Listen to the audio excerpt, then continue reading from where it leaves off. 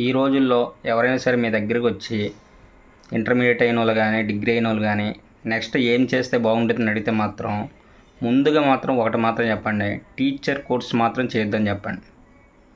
కావాలంటే ఏదైనా private job కానీ లేకపోతే ఇంకా వేరే కోర్సులు ఏమైనా చేసుకోని చెప్పండి తప్ప టీచర్ కోర్స్ మాత్రం చేయొద్దని మాత్రం చెప్పండి. ఎందుకంటే మేము అనుభవిస్తున్నాం కాబట్టి మనలాగా ఇంకొకరి జీవితం నాశనం అవ్వకూడదు కాబట్టి దయచేసి టీచర్ కోర్స్ మాత్రం ఎవరూ చేయొద్దండి ఈ రోజుల్లో.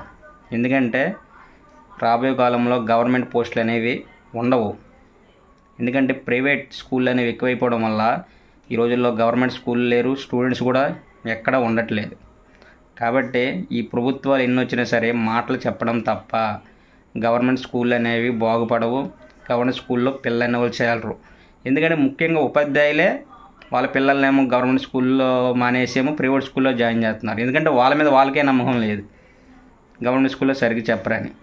కాబట్టి ఎవరైనా అడిగితే మాత్రం వేరే కోర్సుల్లో లేకపోతే కంప్యూటర్ కోర్సులో లేకపోతే ఇంజనీరింగ్ కోర్సులో చదవమని చెప్పండి తప్ప టీచర్ కోర్స్ చేయమని మాత్రం చెప్పండి.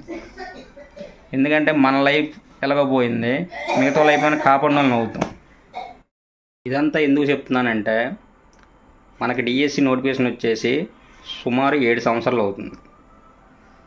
7 సంవత్సరాల నుంచి ఎంతమంది ప్రిపేర్ అవుతున్నారో ఈ 15,000 పోస్టుల కోసం. ఈ ప్రభుత్వం రాగానే 15,000 పోస్టులు వదిలేస్తాము, మీకు జాబులు ఇచ్చేస్తామని ఏవేవో కాహినీలు చెప్తుంది.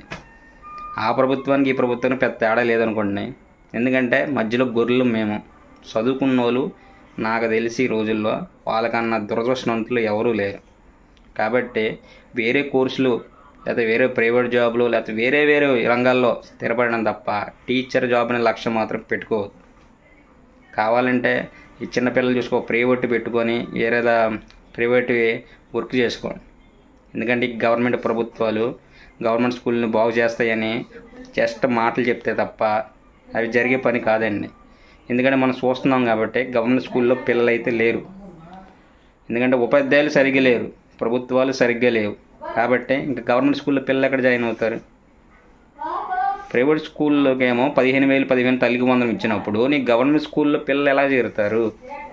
అదొక్క లాజిక్ అర్థం కాక లోకేష్ గారు కానీ ప్రతి ప్రభుత్వం గవర్నమెంట్ స్కూల్లో పిల్లల్లో జాయిన్ అయ్యేలా మేము చేస్తాం, 2 సంవత్సరాల్లో మొత్తం గవర్నమెంట్ స్కూల్ మొత్తం బలోపేతం చేశారు, రాష్ట్రంలోనే బెస్ట్ గవర్నమెంట్ స్కూల్లో తీర్చిదిద్దామంటున్నారు. ఎక్కడ ఒకసారి ఆలోచించండి, మనం చదువుకున్న వాళ్ళమే కదా. కాబట్టి దయచేసి మాత్రం టీచర్ ఉద్యోగులకు మాత్రం ప్రిపేర్ అవ్వద్దు. ఇప్పుడు కొత్తగా వచ్చిన వాళ్ళ గురించి చెప్తున్నాను నేను. ఎలాగో పాత వాళ్ళు 7 సంవత్సరాల నుంచి మా బతుకులు ఎలాగ ఉన్నాయనుకో, ఎందుకంటే ఇంకా దాని మీద పడ్డాం కాబట్టి ఇంకా అదొక వ్యసనం డిఎస్సి. కాబట్టి కొత్తగా వచ్చిన వాళ్ళు మాత్రం వేరే రంగం ఎంచుకోండి.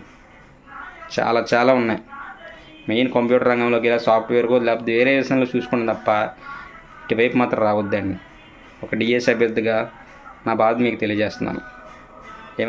చివరిగా ఇంకోటండి, గవర్నమెంట్ స్కూల్లో పిల్లలు చేరాలంటే ముఖ్యంగా ప్రభుత్వం ఒకటే చేయాలండి, తల్లికి వందనం అనే కార్యక్రమాన్ని జస్ట్ అది కేవలం గవర్నమెంట్ స్కూల్కే పరిమితం చేయాలి. ప్రైవేట్ స్కూల్కి ఆపేసి గవర్నమెంట్ స్కూల్కే పరిమితం చేస్తే కన్ఫామ్గా ఒక 50% అయిన విద్యార్థులు గవర్నమెంట్ స్కూల్లో చేరే అవకాశం ఉంది.